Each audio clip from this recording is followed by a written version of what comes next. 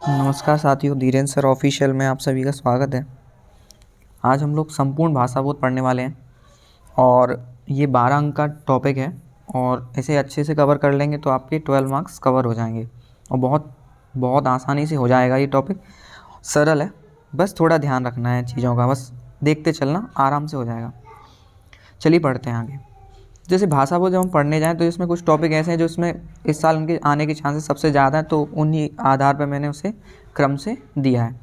सबसे पहले इस साल जो सबसे ज़्यादा मतलब 100%, थोड़ा बोलना अतिशयोक्ति होगा बट 99% तो बोल ही सकते हैं अपन कि इसकी संभावना ज़्यादा है कि राष्ट्रभाषा और राजभाषा। देखो इसमें प्रश्न कैसे बनेगा। प्रश्न इसमें दो तरीके के बनेंगे बस। एक तो पूछेगा कि इसमें अंतर, कि राष्ट्रभाषा राजभाषा में अंतर बताएं, ठीक है, कि राष्ट्रभाषा और राजभाषा में क्या अंतर होता है, ठीक है।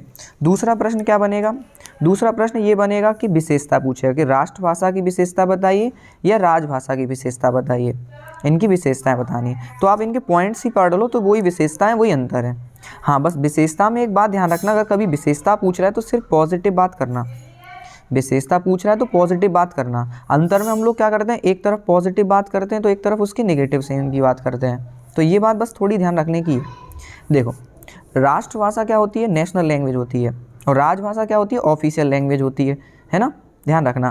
तो संपूर्ण राष्ट्र की जो सर्वसम्मत भाषा होती है उसे हम राष्ट्रभाषा कहते हैं। प्रत्येक राष्ट्र की एक खुद की एक राष्ट्रभाषा होती है मानक, जिसे संविधान द्वारा मान्यता प्राप्त होती है। ये मैं जो बोल रहा हूँ ये ध्यान रखना, ये विशेषता ही है कि संविधान द्वारा मान्यता या संरक्षण प्राप्त भाषा को हम राष्ट्रभाषा कहते हैं।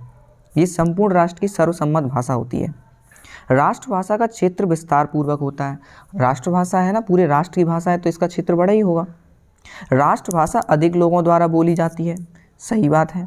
राष्ट्रभाषा का जब क्षेत्र बड़ा है तो ज़्यादातर लोग बोल रहे होंगे, और इसमें साहित्य की संख्या अधिक प्राप्त होती है।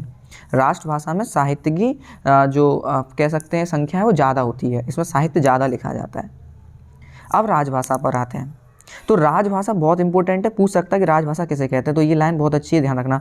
किसी भी राज्य के, ध्यान सुनना, किसी भी राज्य के सरकारी कामकाज में प्रयुक्त की जाने वाली भाषा को राजभाषा कहते हैं।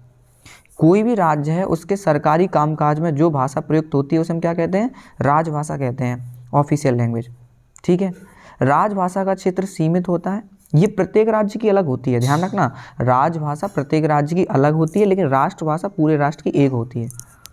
राजभाषा का क्षेत्र सीमित होता है, तो क्षेत्र सीमित है तो कम लोगों द्वारा बोली जाती है और साहित्य अपेक्षाकृत कम मिलता है। अगर आप इससे कंपेयर करेंगे तो इसमें साहित्य अपेक्षाकृत कम मिलता है, ठीक है।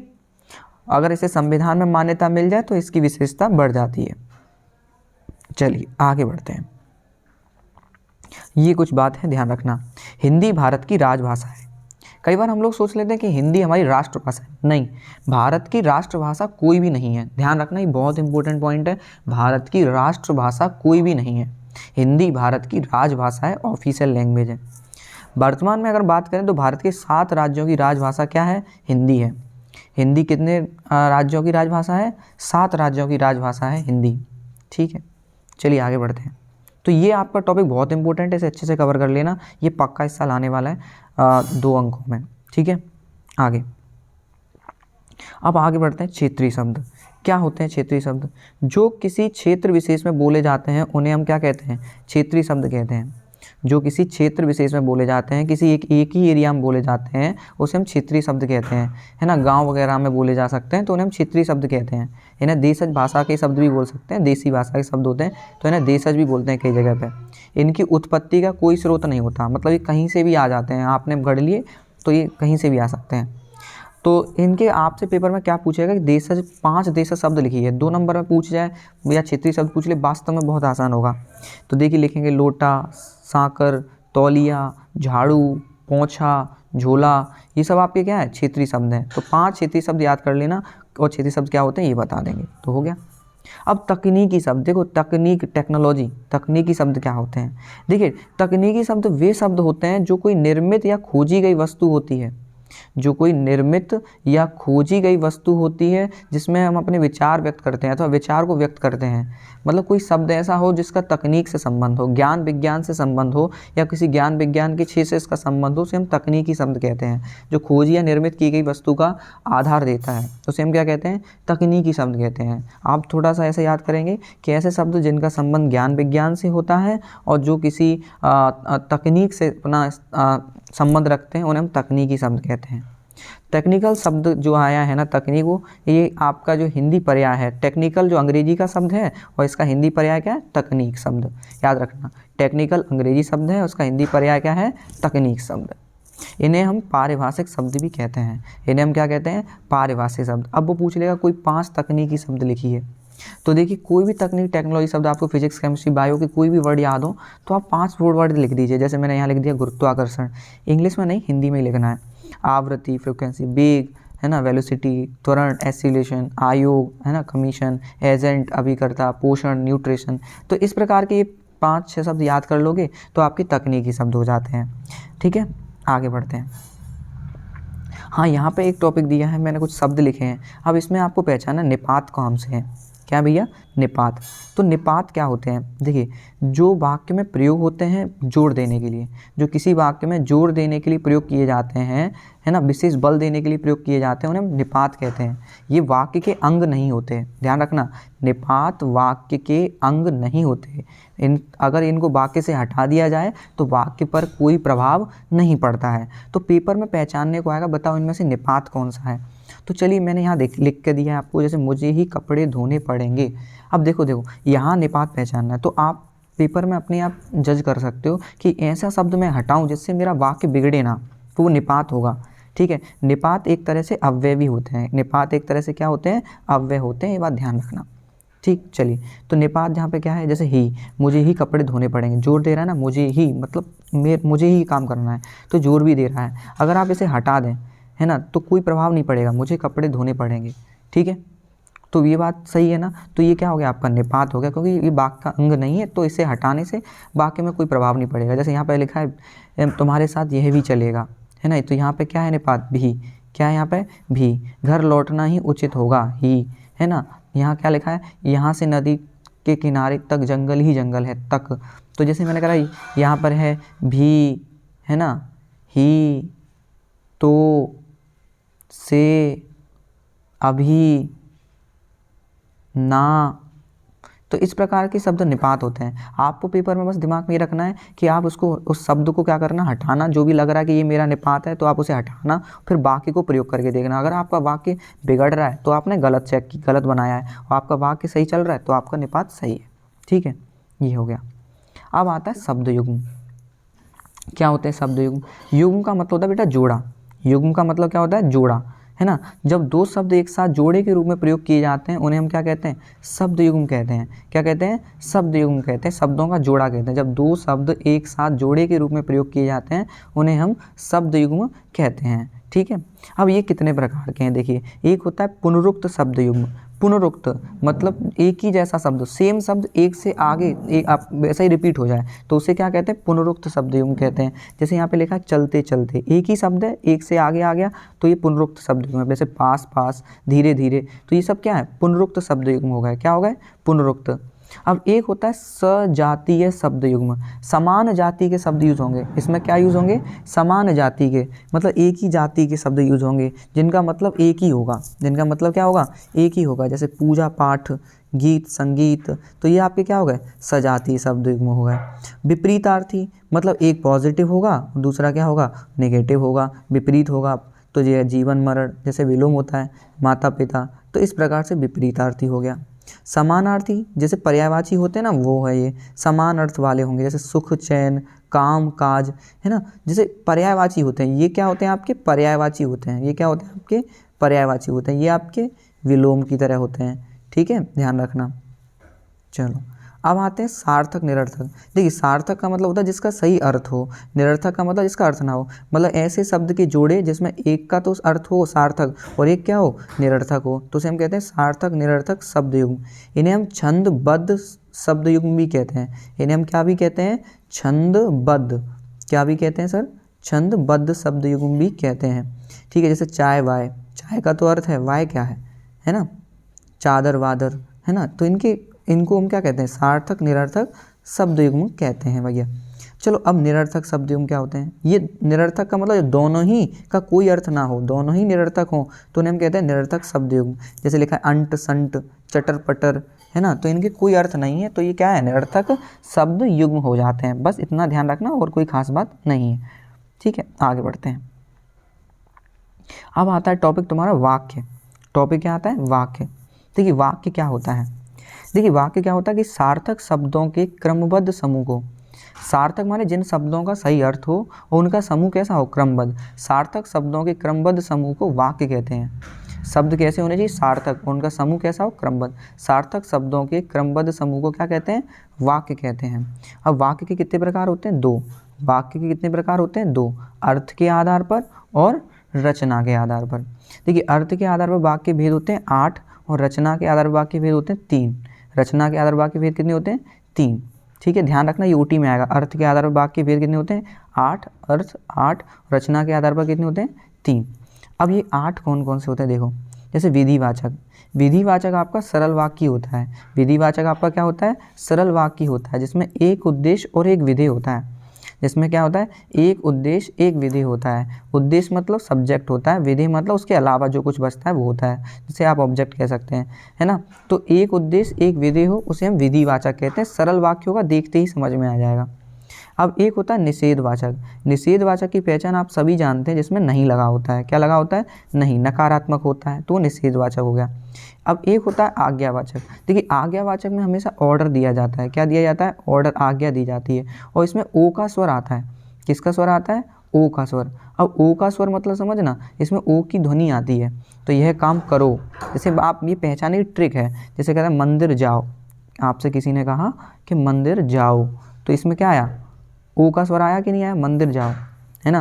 कहते हैं हम घर वाले कि पढ़ने बैठो, है ना, पढ़ाई करो, तो ये सब क्या है, ऑर्डर है। क्या दिया जा रहा है, ऑर्डर है, आज्ञावाचक हो गया।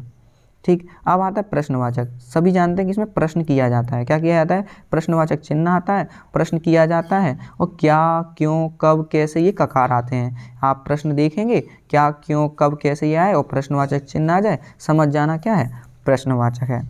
अब आता है विस्मयादि बोधक। विस्मयादि बोधक में क्या होता है, यहाँ पर शोक, है ना, हर्ष, खुशी, घृणा, आश्चर्य, ये सारी चीज़ें होती हैं। ये सारी चीज़ें होती हैं। आपको अचानक कोई चीज़ लगे, अरे ये कैसे हो गया, ओ, अरे, वाह, है ना, हे राम, ऐसी चीज़ हो जाए जिसमें आपको आश्चर्य हो, तो वो क्या होता है, विस्मयादि बोधक होता है। जिसमें शोक हो, दुख हो, है ना, खुशी जब व्यक्त की जा रही हो, घृणा व्यक्त की जा रही हो, आश्चर्य हो, तो उन्हें हम क्या कहते हैं, विस्मयादि बोधक कहते हैं, है ना। इसमें भी एक चिन्ह होता है एक्सक्लेमेटरी साइन इस प्रकार का, तो इसे विस्मयादि बोधक बोलते हैं। अगला होता है इच्छावाचक। इच्छावाचक की पहचान जैसे आप कोई देखे तो उसमें कहता भैया कि ईश्वर करे, है ना, कि तुम अच्छे अंकों से पास हो जाओ, जीवन में सफलता प्राप्त करो, भगवान करे, तो इस प्रकार की पहचान आपको देखने को मिल जाती है। ठीक है, मेरी इच्छा है कि तुम अच्छे अंकों से पास हो जाओ, तो इस तरीके की चीज़ों को कहाँ देख लेते हैं, इच्छावाचक में। ये हमेशा पॉजिटिव रहता है। ठीक, आगे संदेह सूचक। अब संदेह सूचक संदेह होता है, इसमें संदेहवाचक में शायद, इसमें डाउट होता है। इसमें एक पहचान देखने को मिलेगी, क्या, शायद, क्या मिलेगी, शायद। कहते हैं कि शायद कल वर्षा हो, है ना, शायद कल मोहन घर पर आए, तो इसमें शायद होता है, मतलब इसमें कोई चीज़ क्लियर नहीं होती है, संभावना रहती है कि, तो वहाँ संदेह होता है। क्या होता है, संदेह होता है। तो हम शायद देख लेना तो अपने समझ में आ जाएगा, संदेह सूचक है।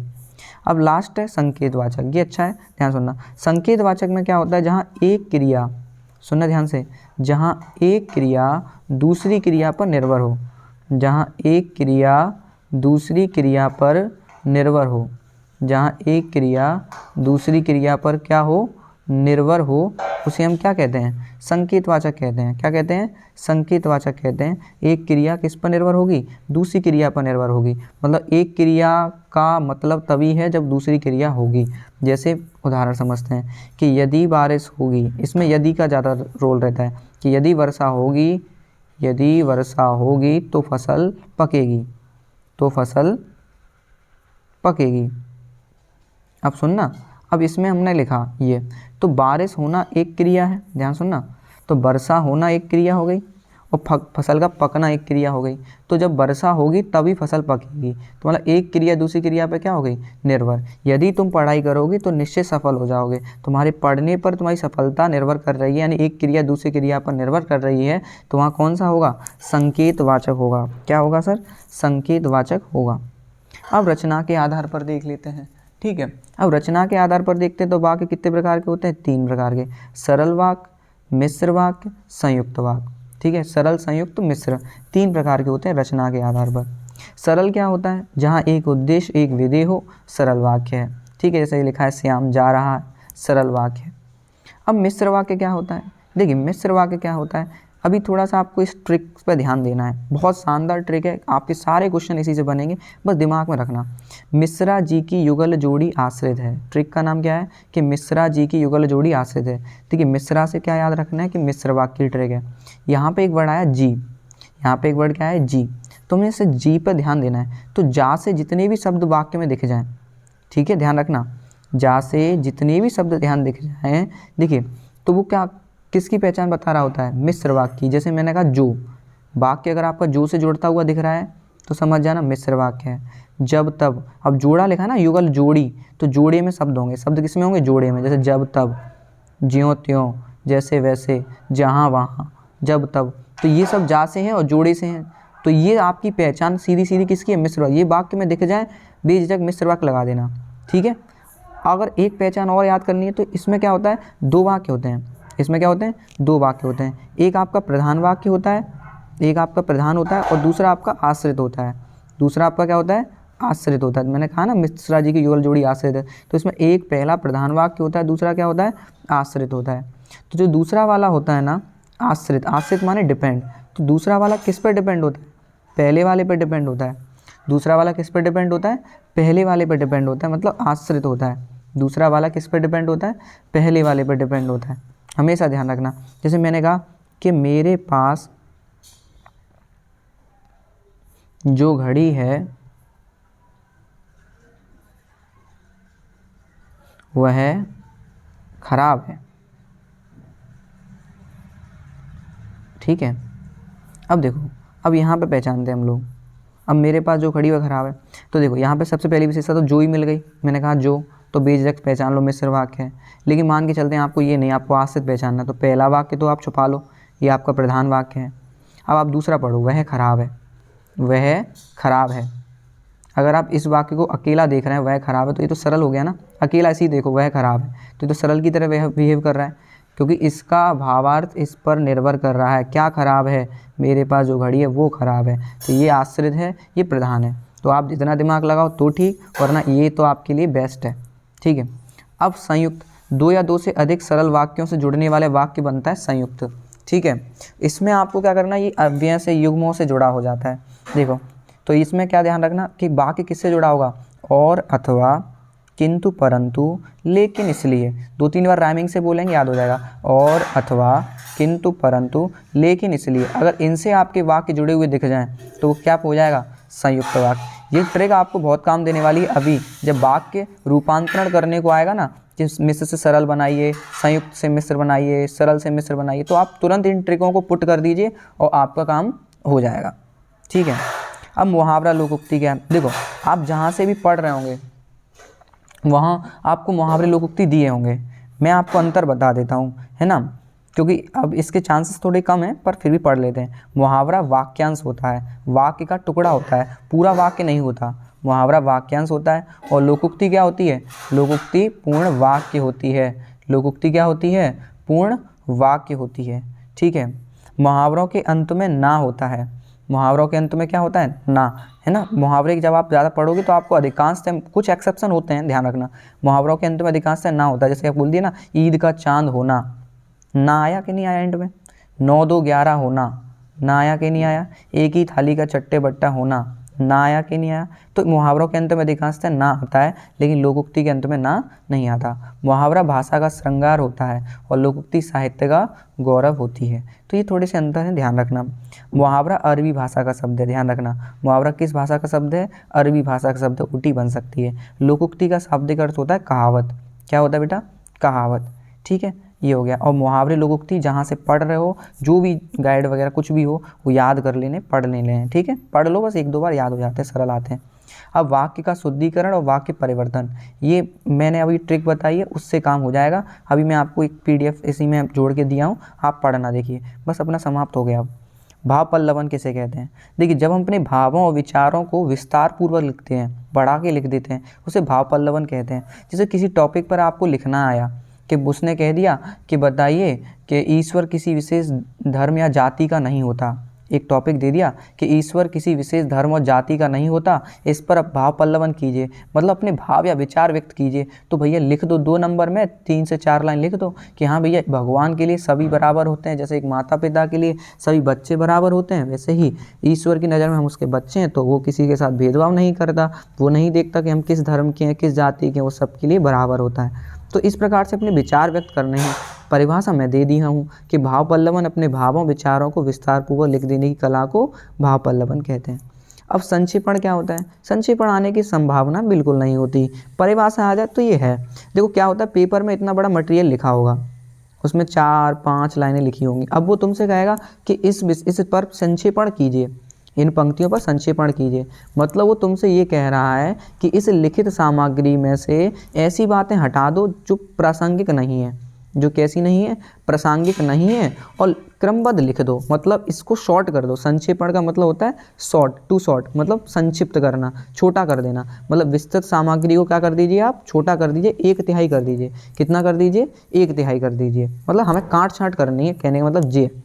तो किसी विस्तृत लिखित सामग्री में से अप्रासंगिक अनावश्यक बातों को हटाकर लगभग 1/3 शब्दों में लिख देना ही क्या कहलाता है? संक्षेपण कहलाता है।